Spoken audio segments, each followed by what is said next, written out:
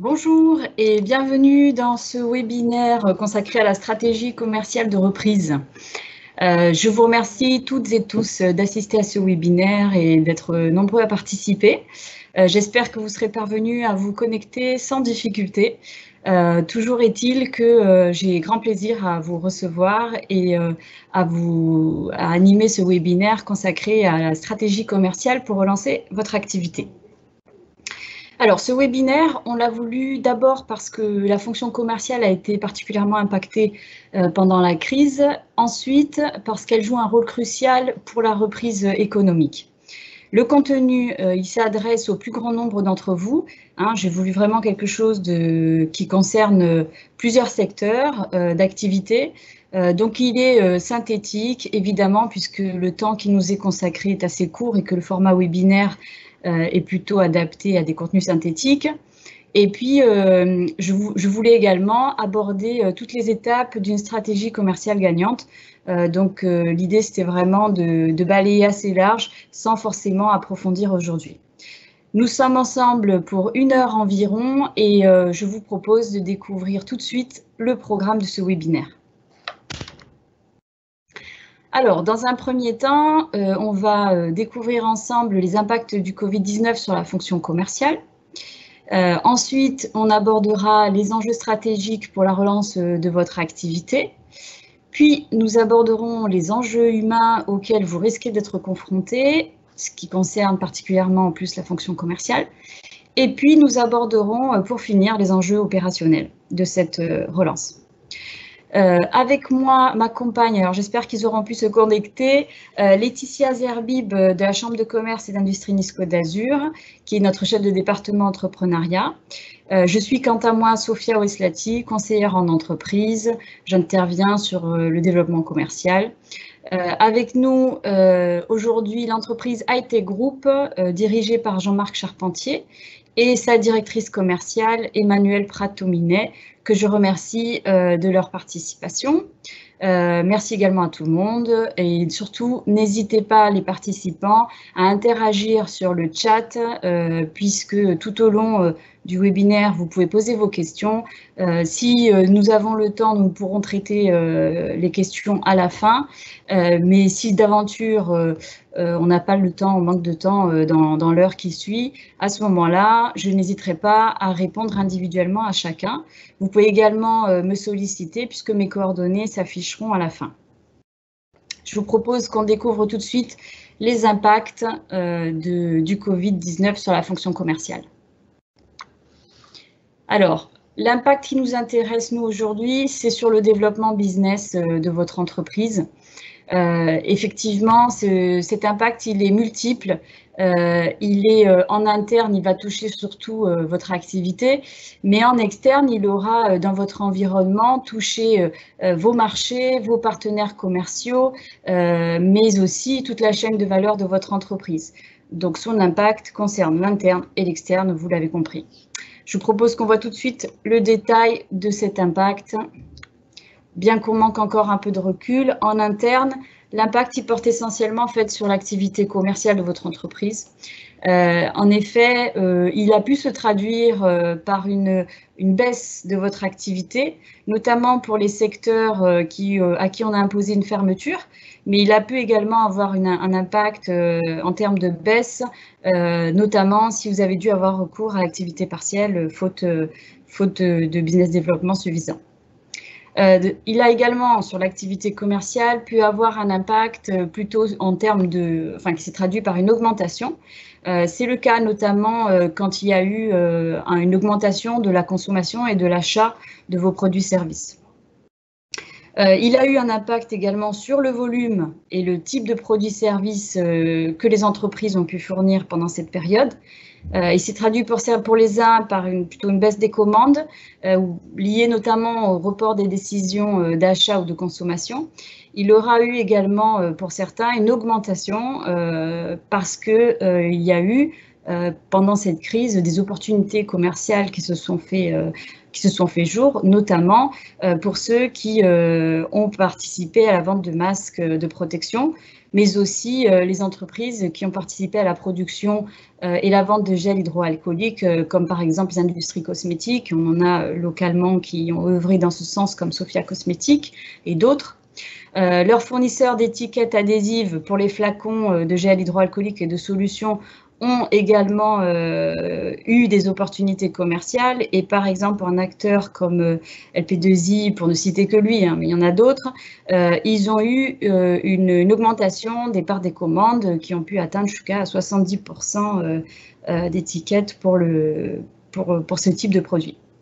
Le nettoyage et la désinfection ont également été particulièrement sollicités et on a des acteurs locaux comme le CIS Group qui sont spécialisés dans le nettoyage désinfection, mais aussi des acteurs plus nationaux, on va citer des Richebourg Propreté, mais il y en a d'autres, qui quant à eux ont plutôt mis en avant certains types de produits-services parce qu'ils se trouvaient tout à fait utiles et répondant aux besoins des clients sur le marché dans ce contexte.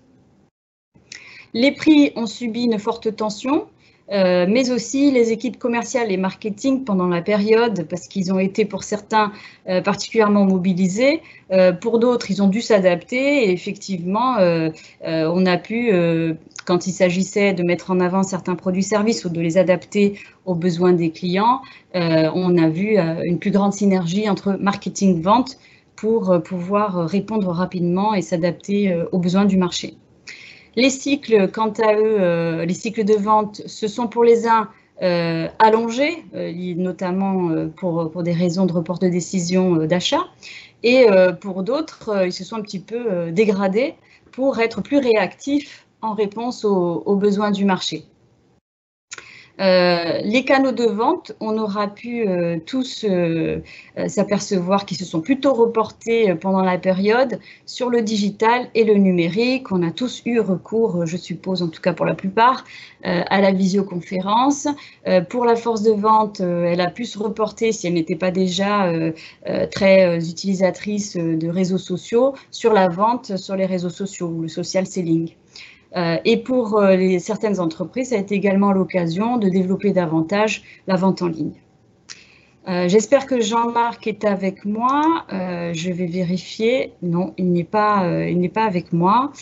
Alors, j'espère qu'il aura pu se connecter. Aujourd'hui, Jean-Marc Charpentier de l'entreprise IT Group devait assister à ce webinaire. Je pense qu'il n'est pas parvenu à se connecter. L'entreprise IT Group a connu une baisse de son activité pendant la période et notamment liée à la fermeture d'une de ses activités, puisqu'il s'agit pour une de ses activités d'un centre de loisirs qui a été concerné par la fermeture, mais également qui a été impacté sur son activité sur un de ses marchés, puisque l'entreprise distribue du matériel pour le marché du fitness et du coup elle a été particulièrement impactée puisque là aussi les centres de fitness ont été amenés à fermer leurs portes. Alors, je vous propose qu'on poursuive. Malheureusement, Jean-Marc n'a pas pu se connecter et qu'on regarde ensemble comment s'est traduit l'impact sur les secteurs d'activité. Alors, vous êtes tous au courant hein, que les secteurs d'activité comme la santé, l'agriculture, l'agroalimentaire, mais aussi la logistique et l'aide à domicile ont été particulièrement sollicités pendant la période. Et à contrario, les secteurs comme l'hébergement, restauration, mais aussi la fabrication de matériel de transport, la construction, les activités de loisirs ont quant à elles été impactées négativement donc sur leur business développement, notamment en raison des contraintes et des fermetures qui ont été imposées. Alors, je vous propose qu'on continue puisque effectivement, quel que soit l'impact du Covid-19 sur votre activité, votre secteur, il est intéressant et crucial même pour envisager la relance d'activité, de mener une réflexion stratégique sur votre business et ainsi vous pourrez envisager la relance avec beaucoup plus de sérénité.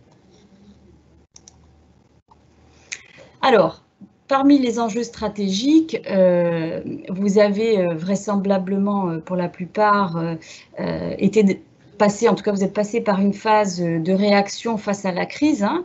La première étape, ça a été surtout ça, de pouvoir répondre, de pouvoir réagir, de pouvoir s'organiser pendant la période. La plupart des entreprises qui ont été impactées sur leur marché se sont davantage concentrées sur la fidélisation et l'écoute des clients pour pouvoir être prêts le moment venu. Et du coup, la sortie de crise et la relance commerciale nécessitent effectivement de réajuster la stratégie commerciale, mais aussi de redynamiser l'activité commerciale. Je rappelle à ce niveau-là que la stratégie commerciale, c'est la démarche qui vise à conquérir et à fidéliser vos clients en mettant en place des moyens marketing et commerciaux coordonnés. Elle suppose également d'intervenir sur les objectifs commerciaux et si on réajuste la stratégie commerciale, alors on doit réviser les objectifs commerciaux. Pour réussir, je vais vous donner quelques conseils. La première étape en ce qui concerne le réajustement de la stratégie commerciale, c'est effectivement de bien cibler, de choisir les segments les plus attractifs pour vous, pour votre entreprise. Et c'est effectivement la stratégie, c'est le cap que vous allez donner au développement business de votre entreprise. Donc fixer le cap, c'est déterminer sur quel segment, sur quelle cible on va porter nos efforts et qui va nous permettre de développer notre business. Je vais conseiller effectivement plutôt de choisir des segments les plus attractifs pour vous. Alors ça, c'est fondamental de toute façon, et ça l'est encore plus dans ce contexte. Les plus attractifs, ça va être ceux qui sont les plus accessibles pour vous. Accessible, ça signifie que vous connaissez déjà, sur lesquels vous aurez facilité en tout cas à entrer en contact, sur lesquels vous aurez une offre tout à fait adaptée qui répond aux besoins et aux attentes de ce segment-là. Attractif, ça veut dire aussi qu'il serait générateur de chiffre d'affaires pour vous, parce que l'enjeu est important pour la relance d'activité et pour ceux qui ont été impactés, c'est important de se poser la question vraiment des marchés les plus générateurs de chiffre d'affaires, ceux qui présentent un plus gros volume de chiffre d'affaires, mais aussi de marge. Et enfin, j'ajouterais que le choix des segments peut se porter aussi sur une clientèle qui peut être prescriptrice de votre offre. Ça veut dire plutôt des clients qui vont vous faciliter en fait la prise de contact avec de nouveaux clients pour pouvoir développer de façon plus facile vos segments de marché et conquérir de nouveaux clients. Surtout si votre portefeuille client s'est érodé, évidemment, je suppose que vous allez plutôt vous tourner aussi sur la conquête de nouveaux clients. Je rappelle quand même un fondamental en la matière, et on a trop tendance à l'oublier. On pense souvent stratégie commerciale et développement business en allant à la conquête de nouveaux clients. Or, on peut également fidéliser et développer les clients que l'on a déjà en portefeuille, qui nous connaissent et qui pourraient avoir de nouveaux besoins qui ont pu émerger après la période. C'est évidemment beaucoup plus accessible pour vous. En général, et en particulier dans ce contexte, il va falloir, c'est la deuxième étape de la stratégie, concentrer vos efforts sur les segments clés. Une fois que vous avez choisi les segments les plus porteurs, les plus attractifs pour vous, il est important de concentrer vos efforts sur ceux qui sont les plus prioritaires. Donc ça veut dire allouer vos ressources marketing et commerciales en priorité sur ces segments-là. Ça évite de vous disperser sur différents segments et du coup d'être beaucoup moins efficace dans la concrétisation. Pour réussir cette étape, j'ajouterais qu'il est capital de bien connaître vos cibles et les segments sur lesquels vous allez porter vos efforts et de vous assurer que vous avez une offre adéquate, sinon il est important d'intervenir sur l'offre pour la réadapter. En ce qui concerne les objectifs commerciaux, ils peuvent, si on réajuste la stratégie commerciale, être révisés quant à eux en volume et en valeur. Ou resitués dans une zone géographique ou temporelle différente. Ça veut dire quoi? Ça veut dire qu'effectivement, on aborde une nouvelle période, on a peut-être intérêt à redéfinir les objectifs sur la période qui nous attend. Et peut-être dans une zone géographique différente. Hein. C'est surtout lors de la crise qu'on s'est aperçu que la proximité et le local étaient des marchés davantage porteurs. Ça, c'est si vous avez la possibilité de le faire. Sur ce dernier point, je vous rappelle les fondamentaux également. Un objectif, pour être efficace, il faut qu'il soit SMART, c'est-à-dire spécifique, mesurable, ambitieux, réaliste et inscrit dans une unité temporelle de référence. Quand je dis mesurable, ça fait référence à ce que j'ai indiqué à côté, c'est-à-dire souvent les critères de mesure de la performance commerciale, ça va être le nombre de clients à conquérir, le chiffre d'affaires à réaliser et ainsi de suite. Bien entendu, pour qu'il soit mesuré, il faut qu'il soit objectif, c'est-à-dire factuel, observable, vérifiable hein, et non contestable. Il faut qu'il soit également ambitieux tout en étant réaliste. Ça signifie évidemment que pour challenger nos ressources commerciales, c'est important que les objectifs soient ambitieux, mais il faut qu'ils soient tout de même atteignables. Donc réaliste, c'est aussi dans ce sens-là que c'est important. Pour mobiliser les équipes dans l'action, il faut que les objectifs soient définis de façon réaliste. Enfin, je vous propose 2-3 conseils à propos du nombre des objectifs. Hein. C'est important que ces objectifs, vous n'en fixiez pas trop, parce que là aussi, ça risque de démobiliser la force de vente ou les commerciaux dans l'action. Il faut également veiller à les programmer à temps et à en informer les collaborateurs. En général, il faut préparer et communiquer les objectifs au début de la période sur laquelle on mobilise les équipes. Sur la question des objectifs et de l'équipe marketing et vente, je vous propose un approfondissement tout de suite. Alors, en effet, il y a des enjeux humains. On a défini la stratégie commerciale, on a fixé des objectifs et ce sont des objectifs qui seront mis en œuvre notamment par vos équipes. Sur la question de l'organisation de travail, alors non seulement on a été impacté pendant la période sur nos organisations de travail, mais en plus, il se peut que certains d'entre vous aient connu quelques départs de collaborateurs, mais également, il peut y avoir, pour certains, hein, c'est le cas, des recrutements qui arrivent, hein, notamment renforcer l'équipe commerciale, par exemple, pour réussir à tenir les objectifs. En tous les cas, cette période, elle aura impacté les équipes, elle risque d'avoir un impact sur l'organisation de travail, et c'est pour ça qu'il me semble opportun d'approfondir ce point. Sur l'organisation du travail, comme je vous disais, les effectifs ont pu varier. Donc, s'ils ont varié, ça nécessite peut-être de se poser la question de la nouvelle répartition ou de redéfinir les périmètres d'activité de chacun.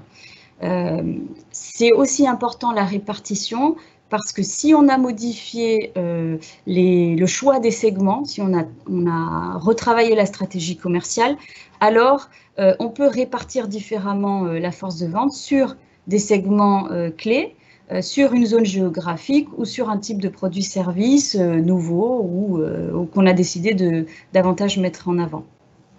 Les modes de travail, ils ont été également modifiés. Alors, certaines entreprises continuent d'envisager le télétravail et de maintenir le télétravail. Donc, effectivement, le travail à distance, c'est quelque chose qui s'organise et qui nécessite la mise en place de quelques bonnes pratiques.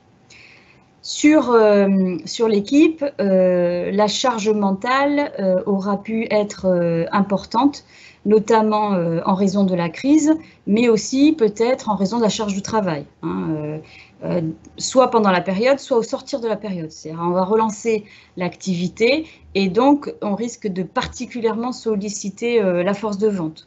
Donc il faut veiller à ce que l'organisation de travail soit équilibrée. Plus que jamais ici, les clés du management de la force de vente sont l'animation, la motivation, l'évaluation, la formation et le pilotage de l'activité commerciale. Je vous ai indiqué ici un exemple tableau de bord commercial que vous allez pouvoir construire en indiquant les critères de la performance commerciale que vous êtes fixés, qu'on a vu dans la section précédente, mais aussi les valeurs, la période, les objectifs que vous visez. Je vais m'attarder un petit peu sur la motivation de la force de vente. D'abord parce qu'elle est particulièrement exposée au risque d'usure. En effet, la force de vente peut avoir un travail relativement monotone. Le commercial peut avoir un travail relativement monotone avec des activités qui sont peu diversifiées, qui sont répétitives et qui l'exposent parfois à des échecs. Donc, ça peut avoir un impact sur sa motivation.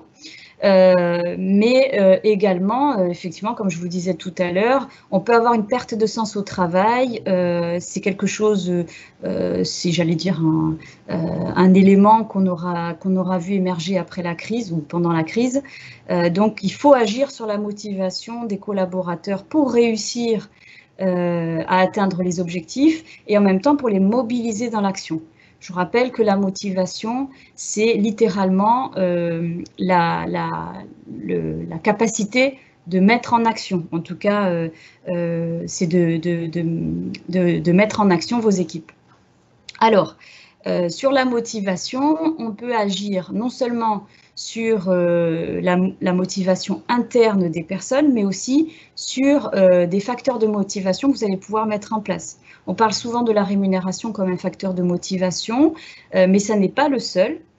Surtout que pendant cette période, si jamais vos commerciaux ont une part de leur salaire qui est variable, alors en cas d'impact sur le chiffre d'affaires, eh bien, si sa rémunération est indexée au chiffre d'affaires, il se peut qu'il connaisse une baisse de sa rémunération. Donc, on s'aperçoit que la rémunération, agir sur un seul facteur, ne suffit pas à motiver vos équipes. On pourrait imaginer quelques pistes que je vous propose ici. Par exemple, ce qui va intervenir sur la motivation intrinsèque de vos collaborateurs, c'est le fait d'avoir bien clarifié vos objectifs commerciaux. On l'a dit juste avant, les objectifs bien précis, bien écrits, sont des objectifs qui aident à dynamiser l'équipe, qui aident à motiver l'équipe. Mais aussi, le commercial qui comprend les objectifs, qui est informé des objectifs, ou l'équipe marketing, c'est le collaborateur qui comprend les objectifs qui lui sont assignés et qui les perçoit clairement, eh bien, va être plutôt mobilisé dans l'action. Et ça va être une source de performance pour votre entreprise et pour lui. On peut également imaginer, outre la rémunération pécuniaire, des challenges et associés à de l'incentive. Si on met en place des challenges commerciaux, ça peut mobiliser vos équipes à réussir les défis et à avoir une contrepartie comme de l'incentive. Ça permet également pour votre entreprise de faire face aux contractions budgétaires parce que on peut mettre en place des choses qui sont très simples et peu coûteuses pour vous. Le fait de mettre en place des challenges pour votre équipe, ça va lui permettre d'avoir le sentiment de progresser. Ça peut être des challenges intermédiaires pendant une période donnée. Donc, ça lui permet d'avoir le sentiment de progresser vers un but. Et le simple fait d'avoir le sentiment de progresser motive davantage. On peut également imaginer de revoir les critères d'évaluation dont on a parlé tout à l'heure. Sur la question de l'évaluation, c'est important de définir des critères quantitatifs, chiffrés, mais on peut aussi imaginer des critères qualitatifs auxquels on peut indexer une forme de reconnaissance. On peut également introduire, je l'ai dit tout à l'heure, plus de diversité dans les tâches. L'usure du commercial vient de la monotonie de la répétition. On peut imaginer, pour motiver davantage l'équipe, de travailler à diversifier les tâches en introduisant, par exemple, des séquences plutôt orientées sur la qualification du fichier client, mais alterner également avec des sessions de relance commerciale ou des sessions de prospection téléphonique ou d'analyse du portefeuille client. Voilà. Tout ça, ça va contribuer à vos résultats commerciaux. Enfin, j'ajouterai également une piste autour de la formation, de l'évolution, des conditions matérielles favorables. On peut aussi raisonner autour des horaires ajustés, du travail d'équipe, mais aussi une plus grande écoute de la direction. Plus on est proche de l'équipe, plus ça peut également contribuer à la motivation au travail. Si vous incarnez également des valeurs fortes, c'est important de les partager parce que ça permet à vos collaborateurs de s'identifier à l'entreprise et de donner du sens à leur travail. Enfin, je terminerai sur cette section qui est assez longue, sur le fait d'éviter, s'ils ne sont pas fondés, les messages négatifs concernant le risque de sanction ou de perte d'emploi. Je dis bien s'ils ne sont pas fondés. Si vous n'avez pas l'intention de vous séparer des collaborateurs, il ne s'agit pas de les motiver par la peur, puisque ça a effectivement un effet inverse au but recherché. Je poursuis avec les enjeux opérationnels et on a presque terminé la présentation. En ce qui concerne les enjeux opérationnels, je vous propose qu'on aborde le plan d'action commercial. Pourquoi? Parce qu'en fait, il va traduire de façon opérationnelle la stratégie commerciale que vous aurez, sur laquelle vous serez posé ou juste avant. Donc, effectivement, le plan d'action commercial, il va vous permettre d'identifier et d'inscrire toutes les actions marketing et commerciales. C'est les actions de promotion, de communication, de marketing direct, de vente physique, mais aussi de web marketing que vous avez prévues et qui vont permettre d'atteindre les objectifs commerciaux que vous vous êtes fixés, en utilisant les moyens et le budget que vous avez alloué au plan d'action commercial, à vos objectifs. Il aura été peut-être impacté par la déprogrammation, le report de salons et d'événements professionnels business que vous avez peut-être pour habitude d'intégrer dans vos objectifs commerciaux. Il a également impacté les visites terrain. Donc, effectivement, c'est peut-être important d'adapter le plan d'action commercial, de le revoir pour qu'il corresponde davantage à la situation. Donc, la première étape pour élaborer ou revoir le plan d'action commercial, c'est d'analyser la situation actuelle et de projeter la période. Alors, la première étape pour construire le plan d'action commercial ou le revoir, c'est vraiment d'analyser la situation, les budgets et les moyens que vous avez mis en place. Pourquoi? On l'a dit juste avant, si on modifie les sections, enfin la stratégie commerciale, les objectifs, si on a un impact humain important et organisationnel, alors vos budgets et vos moyens ont changé. Et donc, on va se poser la question d'arbitrer le choix des actions en fonction du budget et des moyens que vous avez.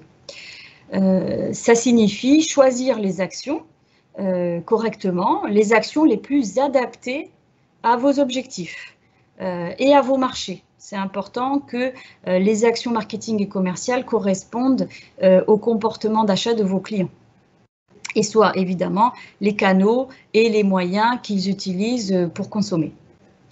Le plan d'action commercial, il vous permet de piloter les actions, de les contrôler, de contrôler leur réalisation et d'agir si nécessaire parce qu'on s'aperçoit qu'on n'atteint pas les objectifs et les résultats qu'on s'était fixés. Il permet également, si on le suit et qu'on le pilote correctement, d'une période à l'autre, de pouvoir analyser les résultats des actions et de déterminer si on les remet en place sur la période suivante. La période, elle désigne à la fois l'identification temporelle dans laquelle se déroule dans laquelle se fait le développement commercial, mais elle dépend aussi du cycle de vente que vous avez. Si on est dans une activité où le cycle de vente est long, alors la période de temps s'allonge, évidemment. Une incertitude subsiste quand même sur les salons professionnels. Il est peut-être légitime aussi de se demander si on les intègre à nouveau dans le plan d'action commerciale. Voilà, donc il est important, en fonction du contexte, de bien choisir les actions qui vont apparaître au plan d'action commerciale. On a des actions, comme vous le voyez dans le tableau, qui sont fixées en fonction des cibles que vous visez, des segments, et de l'objectif qui est assigné. Je vous donne quelques exemples ici, mais ils ne sont pas du tout exhaustifs. Par exemple, quand on met en place une campagne de marketing direct pour prospecter des nouveaux clients, eh bien, on peut indiquer en face les étapes qui sont associées, les moyens que l'on envisage, le budget, le début, la fin, voilà. Et en dessous, on a la prospection terrain, on pourrait en avoir d'autres, comme toutes les actions de web marketing. Alors, j'en ai terminé avec ce webinaire. Je vous propose qu'on démarre la session de questions-réponses. Alors, oui, alors effectivement, j'ai une question relative au nombre d'objectifs commerciaux qu'il faut se fixer. Alors, les objectifs commerciaux, il ne faut pas en fixer trop. Alors, tout dépend évidemment de vos ressources. Mais si on a beaucoup de ressources, eh bien, on peut se fixer plus d'objectifs. Hein. Si on a moins de ressources, alors il faut se limiter à quelques-uns. Mais quoi qu'il arrive, il est important de se limiter à quelques objectifs. En général, ça peut être 2, 3, 4 objectifs, mais pas plus, parce que ça permet, comme je vous le disais, de mobiliser les personnes dans l'action, de piloter plus facilement vos actions dans le temps, leur réalisation. Hein. Évidemment, si on a beaucoup d'actions, beaucoup d'objectifs et peu de ressources, alors ça rend l'exercice beaucoup plus difficile. J'ai également une autre question. Je n'ai pas de commercial. Je dirige mon entreprise et je m'occupe du développement commercial tout seul. Est-ce que les outils de pilotage sont utiles? Comme je vous l'ai dit, oui, les outils de pilotage sont utiles parce qu'ils vous permettent de structurer vos actions dans le temps, votre développement commercial.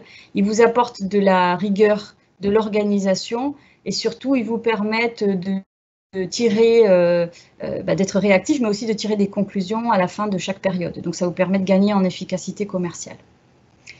Est-ce que la CCI aide les entreprises à mettre en place une stratégie commerciale? Oui, la CCI accompagne les entreprises locales. J'aurai plaisir à vous accompagner dans cet exercice si vous en ressentez le besoin. Il n'y a pas une stratégie universelle. Il y a une stratégie qui correspond au contexte, à vos objectifs, à vos marchés, à vos ressources. Donc, on travaille ensemble et c'est plutôt sur un accompagnement à la stratégie sur mesure pour vous aider à développer votre business. Je n'ai pas d'autres questions. Je vous propose du coup de mettre fin à ce webinaire. Je vous remercie d'avoir assisté à ce webinaire avec moi, d'y avoir participé. J'espère que le contenu vous aura été utile, vous sera utile. Je remercie également Jean-Marc Charpentier et Manuel Pratomine. Alors, ils n'ont pas pu intervenir, mais je sais qu'ils sont avec nous. Et puis Laetitia Zerbib n'est pas non plus, je pense que j'ai eu un problème technique, mais bon voilà, c'est des choses qui arrivent. Vous avez mes coordonnées ici. N'hésitez pas à me solliciter individuellement si vous en ressentez le besoin, si vous avez des questions. Vous avez également les coordonnées de Jean-Marc Charpentier qui a accepté gentiment de partager ses coordonnées. Il a également gentiment accepté de participer à ce webinaire. Donc, n'hésitez pas à le solliciter puisque IT Group est un acteur du fitness, mais qui propose également du matériel et des équipements aux entreprises qui envisagent de faire de l'exergaming, c'est-à-dire de l'exercice physique, tout en s'amusant. Voilà. Merci beaucoup et puis n'hésitez pas à me solliciter. Je vous souhaite une bonne journée. Au revoir.